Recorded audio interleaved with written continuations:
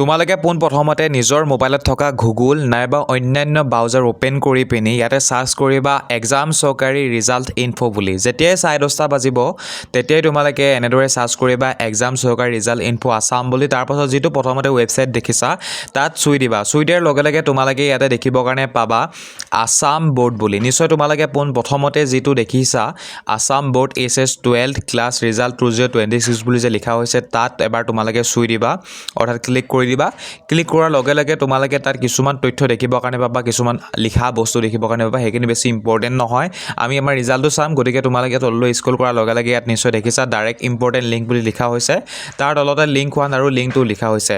যেতিয়াই 10:30 বাজিব তেতিয়াই তোমালোকে এই ৱেবছাইটটো ওপেন কৰি পিনি কি কৰিবা, লিংক 1 বা লিংক 2 ক্লিক কৰিবা। লিংক 1 বা লিংক 2 ক্লিক কৰাৰ লগে লগে এটা নতুন পেজ ওলাই আহিব, য'ত আমাক নিজৰ এডমিট কাৰ্ডত থকা ৰোল আৰু নংটো লিখিবৰ কাৰণে ক'ব। গতিকে তোমালোকে কি কৰিবা, নিজৰ এডমিট কাৰ্ডত থকা যিটো ৰোল হয় সেই ৰোলটো লিখিবা। তাৰপাছত যিটো তোমালোকৰ এডমিট কাৰ্ডত থকা নং হয় সেইটো লিখিবা। আৰু যদিহে ৰেজিষ্ট্ৰেশ্যন নাম্বাৰ লিখিবৰ কাৰণে কয় তেনেহ'লে নিজৰ ৰেজিষ্ট্ৰেশ্যন নাম্বাৰটো লিখিবা।